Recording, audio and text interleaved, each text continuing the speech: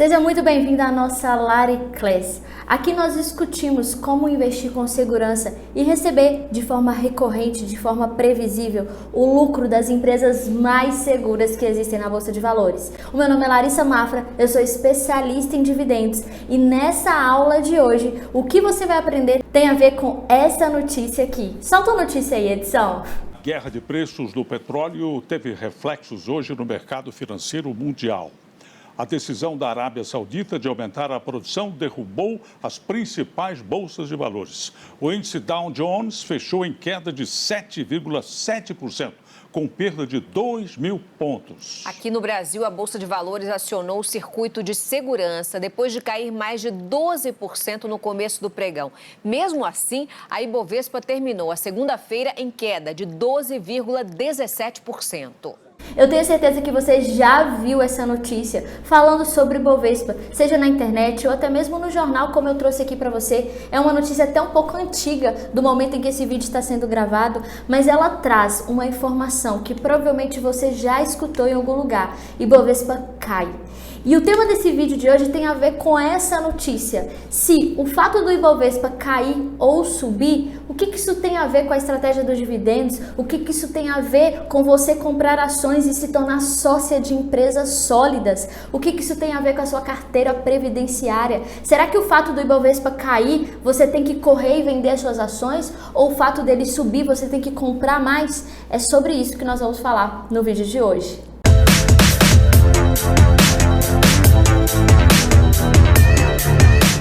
Primeiro ponto que você precisa saber, o que significa Ibovespa. Essa sigla significa Índice da Bolsa de Valores de São Paulo. E parece um nome complicado, uma coisa meio difícil de se entender, mas eu vou dar um exemplo aqui para você, uma analogia que vai fazer todo e completo sentido na sua vida sobre o que significa Ibovespa e como que ele interfere ou não na estratégia dos dividendos. Vamos lá? Eu quero que você imagine comigo aqui agora, nesse momento, uma rádio, a rádio mais famosa da sua cidade. Não importa se você está em uma grande capital ou se você está numa cidadezinha bem pequenininha como a minha aqui. Eu sou do interior de Minas Gerais, mas aqui também tem uma rádio famosa. Eu quero que você pense nessa rádio famosa aí da sua cidade. Aquela rádio com locutor, com aqueles espaços, aqueles equipamentos, sabe? Que tem propaganda. Essa rádio bem antiga mesmo. Quero que você pense nessa rádio.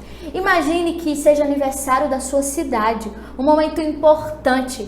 E aí, a rádio, nesse dia que é o aniversário da sua cidade, ela vai selecionar as músicas mais tocadas no ano inteiro. Ela vai fazer uma seleção dessas músicas para tocar justamente no aniversário da cidade. Vem comigo nessa história. E aí, o locutor, qual que é o critério que ele usa para fazer essa seleção das músicas mais tocadas? Ele vai analisar qual que é a música que teve maior audiência nos últimos anos e quais foram as músicas mais pedidas. Esses são os dois critérios dele. Olha só, as mais pedidas e a que teve maior audiência. Vem comigo que eu quero que você perceba que não é o fato da música ter mais qualidade ou não, ser uma música melhor ou pior, não. O critério não é qualidade na visão do locutor.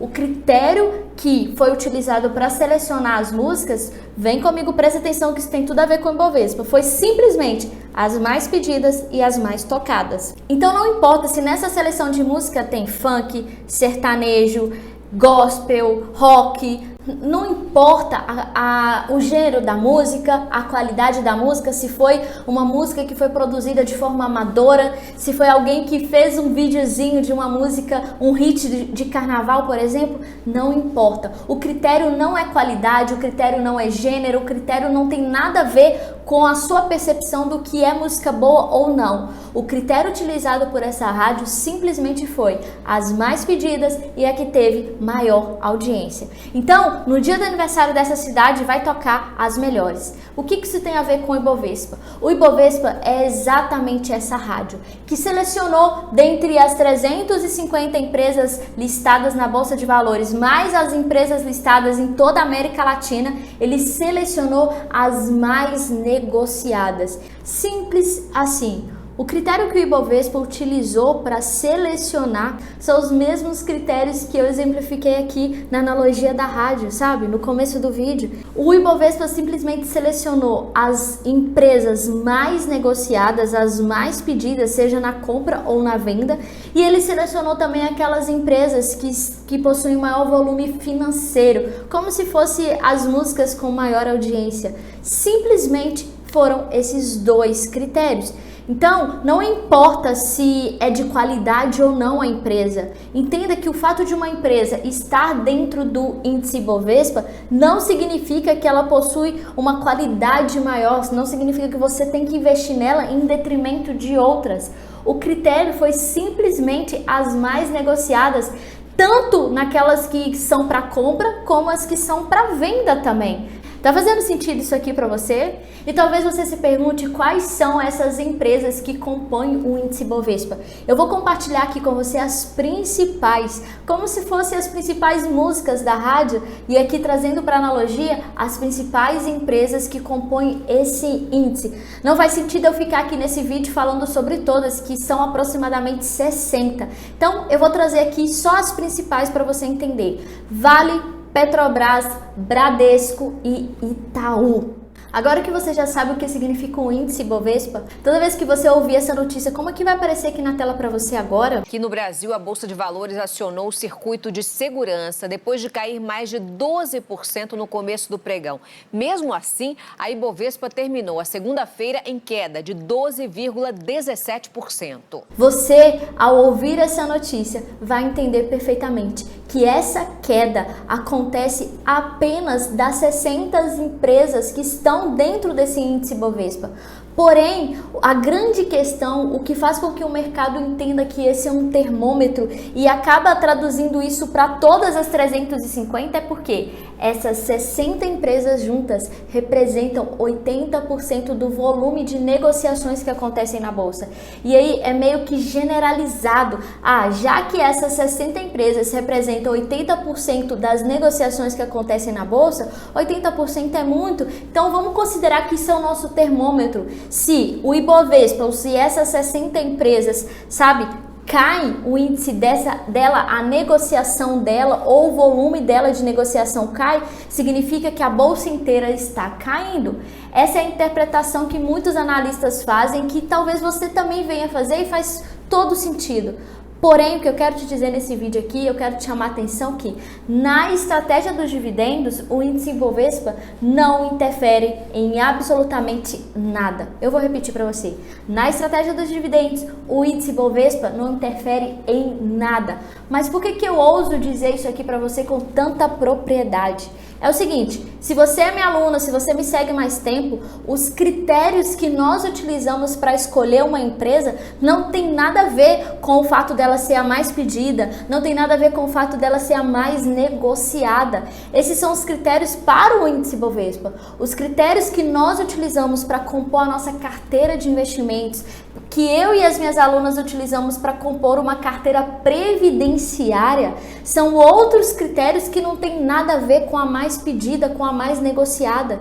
Entenda que esse vídeo aqui está fazendo uma analogia, está fazendo, um alinhamento com a estratégia dos dividendos. Pode ser que algum outro tipo de estratégia, o Ibovespa faça algum tipo de sentido na tomada de decisão, mas para a estratégia dos dividendos, absolutamente nada. Eu vou te mostrar aqui por quê. Olha só, quando a gente escolhe uma empresa para fazer parte da nossa carteira de ações, para a nossa carteira previdenciária, os critérios que nós utilizamos são 3: setor, preço e política de dividendos. Vou repetir aqui para você: setor, preço e política de dividendos.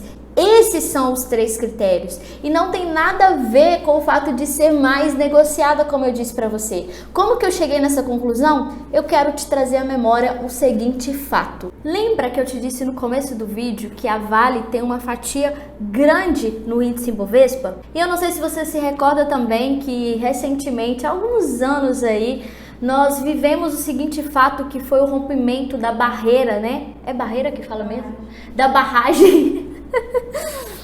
Recentemente nós tivemos o rompimento da barragem em Brumadinho e esse fato fez com que as ações da Vale fossem muito negociadas, para venda principalmente, porque as ações estavam sendo desvalorizadas com o fato que aconteceu. Os investidores meio que perderam a confiança na empresa e muitos investidores estavam se desfazendo daquelas ações. E o fato dessa empresa ser muito negociada puxou o índice. Lembra? Porque o critério para compor, né, o índice Bovespa é o quanto a empresa é negociada, seja na desvalorização ou na valorização.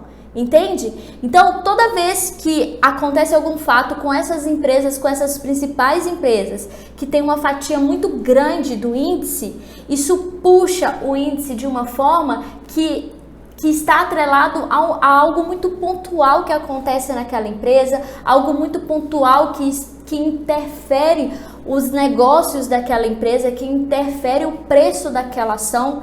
Porque olha só, preço de uma ação e o que acontece na operação da empresa são coisas completamente descoladas. O que faz o preço de uma ação subir não necessariamente tem a ver com o fluxo de caixa da empresa, tem a ver com a lucratividade da empresa. O que faz o preço de uma ação subir ou cair é a demanda, é a procura. Então é muito importante você entender que a estratégia dos dividendos não tem nada a ver com essa questão de demanda, de procura, com mais negociadas, com as mais pedidas, seja na valorização ou na desvalorização.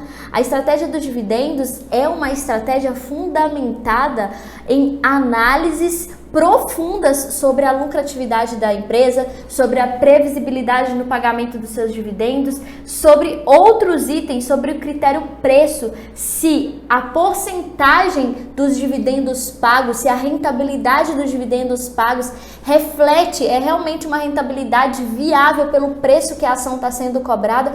São critérios completamente diferentes. E por isso o índice Bovespa não interfere na estratégia dos dividendos. Eu queria deixar isso aqui muito claro para você, porque esse índice pode mudar do dia para a noite, mas a estratégia dos dividendos não muda com notícias. A estratégia dos dividendos não muda com o fato da taxa Selic cair ou subir, com o fato do índice Bovespa cair ou subir. São coisas completamente diferentes e cada uma tem a sua estratégia. Então, mais uma vez, pode ser que se você siga outro tipo de estratégia, aí sim o Ibovespa faz todo sentido ser avaliado. Mas para a estratégia dos dividendos, absolutamente não.